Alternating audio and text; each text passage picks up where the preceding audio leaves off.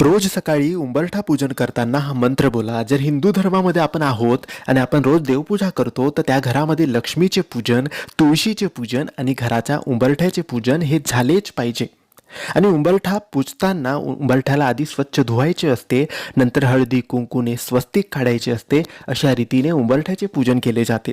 उंबरठा पूजन झाल्यानंतर तिथेच बसून हात जोडून हा एक मंत्र फक्त एक वेळेस आपण जर बोललो, तर दिवसभर, वर्षभर कायमस्वरूपी आपल्यावर कोणती विपदा, कोणते संकट येणार नाही आणि घरामध्ये सुख समृद्धी कायम राहील.